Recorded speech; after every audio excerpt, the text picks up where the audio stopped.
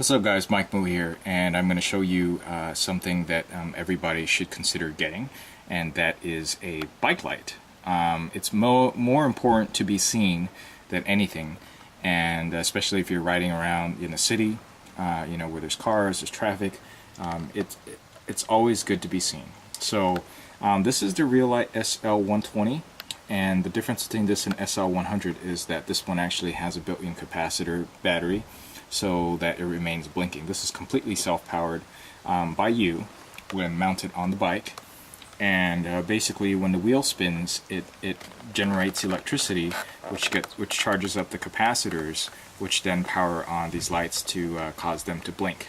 So the benefit is that you never have to worry about batteries running out, and when you're even stopped at a stoplight, for instance, it'll still remain blinking for more than enough time for you to cross the sidewalk and start biking again to power up the capacitors. So what good are lights if they don't light up and you're out of batteries? And these are permanently mounted too, so it helps to deter some theft. A lot of battery mounted lights are quick release type, and these are meant to be permanently mounted. And it comes with the magnets that it uses to generate electricity, which you put around on your bicycle wheels. It's really compact, very lightweight. Reelight also has another one called the I believe the SL150, and that one is actually constant power, so the lights are constantly on, but I heard that those are quite a bit dimmer and really a waste of money to upgrade. So I wouldn't consider that one. So these appear to be the best of the set. I believe they won some awards. I show that they had a little sticker up here in front showing that they got some sort of gold award in 2008. Makes a lot of sense to me. These should, well, in my opinion, these should not be your only safety lights on your bike. Again, you should be lit up like a Christmas tree if at all possible. And definitely consider getting these. I'm going to go ahead and install these on my day home, and I will give you a demonstration of what that looks like. Alright, first we'll have to unbox it. I suppose that there might be some viewers out there that might want to see what's inside the box and the contents and stuff, even though it's pictured right over here. This is in the US version, so if you do purchase this from somewhere else, I do not know if the packaging and all that stuff is going to be the same. This was purchased in July 2011, so this is what it looks like now. I am not aware of any improvements that they have made on this Reelight SL120s. I'm sure they've made some improvements over the years, and they do have some other newer models. They even have one that has an extended bracket, and that's more or less if you have disc brakes that require an extended bracket. So you can more or less tell by going to the website. But if you have disc brakes, you probably want to get the extended version. I don't have the disc brakes, and I am using this on a folding bike, so I don't want it to extend out too much, so this one works out just fine for me in that case. Alright, well, we have the lights as pictured, the all-important bracket, user manual for mounting instructions in various different languages here. But the most important pieces are right here, including the magnets, and of course the mounting bracket there that you want to line up just right.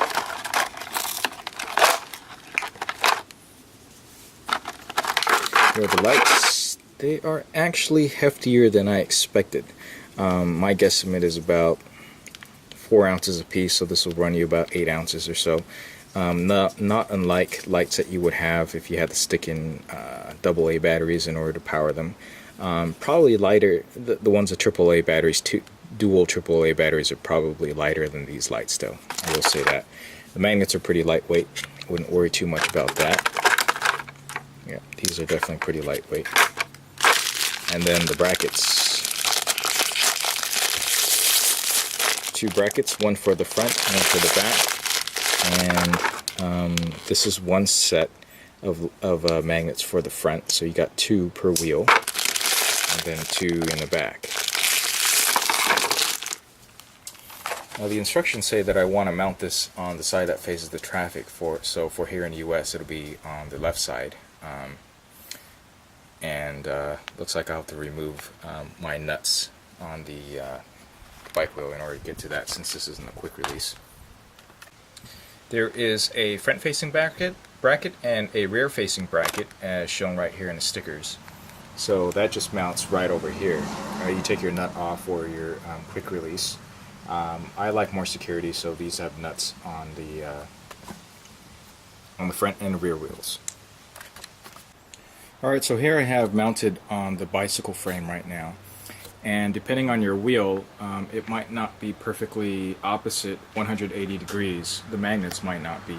So you have to play around with it a bit to try to get the best balance that you have.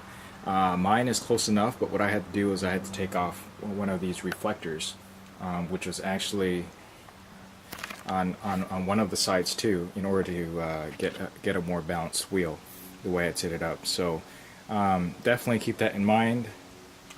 I'm going to go ahead and install it on the rear tire, but I do want to point out a couple of things. This part right here with this logo has to face the magnet when you go in, and take a note of the way the direction. So on the back it's going to face this way, so you have the bracket facing out like that and curving in towards the inside of the bike and the magnet, and that's the proper way to install it. There are these grooves on the inside right here which help to keep it in place, so it's important that you don't rub those off while it's adjusting the stuff right here. So see these grooves right here? These grooves are essential in getting proper placement and keeping it that way, so make sure that you don't rub them off while you're making adjustments, otherwise you might have a unit that drifts over time.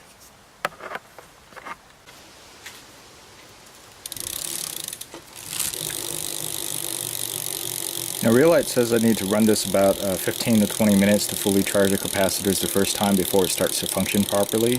So keep that in mind. When this stops spinning, it's going to stop for a bit because the capacitors haven't actually been charged since coming from the manufacturer. But there you go, I have it installed on the rear. I had to bend the bracket a little bit in order for it to fit my 20-inch wheels.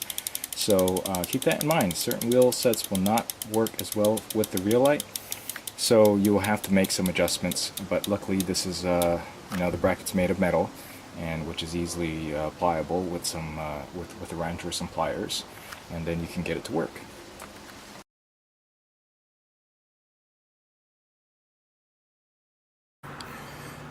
Okay, so it is nighttime, and I have, of course, the Reelight SL120s on my Dayhone folding bike. So I'm going to show you how they work. The capacitors haven't been charged up yet, so for the most part the lights are only going to blink while I'm riding, until after I take the bike out for a much longer spin in order to charge up the capacitors for the very first time. So here goes.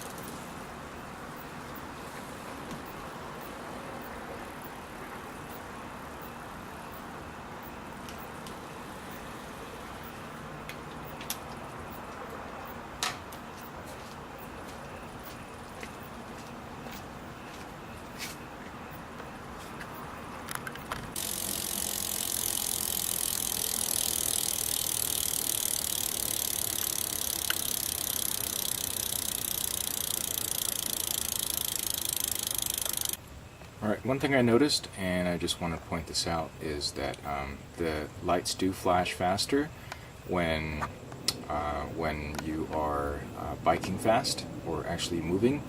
And this is the flash rate when you're like stopped at a stoplight. So when you're not moving, it's running directly off the capacitor. Again, this is the flash rate when you are stopped at let's say a stoplight at an intersection. So it does not blink as fast. And right now, this is like after a couple of minutes into stopping at the stoplight. So it'll probably slow down even more until you start biking again. And I actually didn't have to ride this for a full 10 minutes to charge up the capacitor. So looks like your mileage may vary depending on how fast you're going as well. And if you're going at a good pace, it'll probably charge up the capacitors faster. But it is definitely nice to know that even when you're stopped, after just a short ride, you're still going to have enough to handle, from what I can tell so far, without actually riding out on the streets, that the lights will actually continue to blink definitely long enough for you to wait out those stoplights here in the